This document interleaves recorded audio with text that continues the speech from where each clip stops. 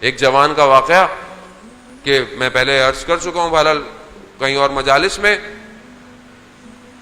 کہ وہ ایک عالم دین کے ساتھ تھا، ایک شخص کے ساتھ زیارت کا سفر کر رہا تھا، رستے میں نماز کا وقت ہوا تو اس نے برابر والے سے کہا، بعض کتاب میں عالم دین ہے، بعض میں کوئی شخص ہے، کہا کہ اگر آپ نہیں پڑھ رہے تو میں فوراً نماز پڑھ کر آ جاؤں۔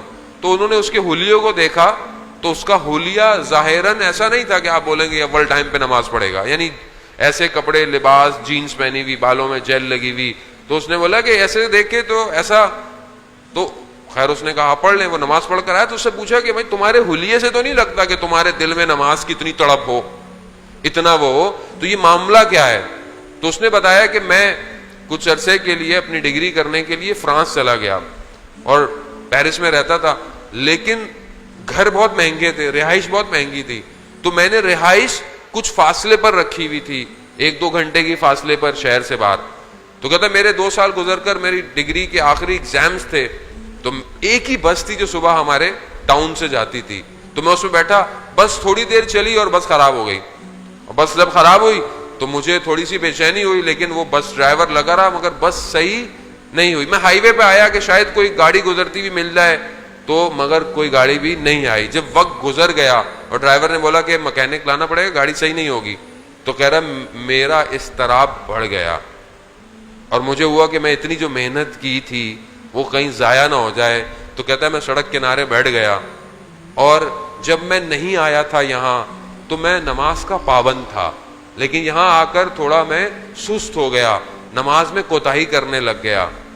اس وقت میں نے وقت کے امام کو پکارا اور کہا یا امام زمانہ مجھے اس مشکل سے نکال دیجئے، میں وعدہ کرتا ہوں نماز آئندہ اول وقت پڑھوں گا۔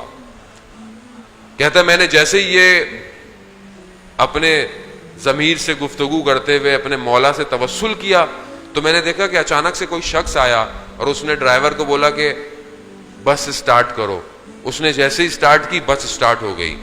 میں بھاگتا ہوا پہلا شخص تھا جو بس میں بیٹھا، لیکن ابھی میں دروازے سے اندر داخل ہوا تو وہی شخص گھومتا ہوا دروازے پر آیا اور اس نے مجھے کہا یہ جو تم نے وعدہ کیا ہے اس پر قائم رہنا۔ کہتا ہے میں ایک دم میرا بدن خشک ہو گیا، ایک دم کہ اس شخص کو کیسے پتا چلا کہ میں نے کوئی وعدہ کیا ہے؟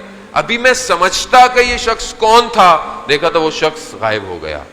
تو کہتا ہے وہ دن ہے اور آج کا دن ہے جو میں نے اپنے امام سے وعدہ کیا تھا میں اسے پورا کر رہا ہوں۔ عزیزان محترم، امام تک گفتگو برحال آلریڈی میں لیٹ آیا اور آگے پھر ایک اور مجلس ہے، امام تک پہنچنا بہت ضروری ہے۔ عزیزان محترم، یہ جو محنت ہے آپ کی اور ہم لوگ اور جو بھی انتظامیہ کرتی ہے، ہر شخص اپنی ایک حصہ ڈالتا ہے عزاداری۔ آپ کا آنا خود ایک بہت بڑا حصہ ہے عزاداری کو قائم رکھنے کے لیے، ہر شخص کا ایک حصہ ہے۔ اس سب کا اجر جو ہے وہ امام کی نصرت ہے۔ اگر یہ مجلس ہمیں امام زمانہ تک نہیں لے کے جا رہی تو پھر یا تو میرے اندر کوئی پرابلم ہے جو بیان کر رہا ہے، یا پھر آپ کے خدا نہ خواستہ، میں آپ کو نہیں کہوں گا، یہ کوئی ایسا عمل ہے جس نے مجھے روکا ہوا ہے۔ ہمیں امام تک پہنچنا ہے عزیزان محترم۔ یہ جو صفتوں کے اندر خوبیاں ہیں یہ خدا نے ہمیں عطا کی۔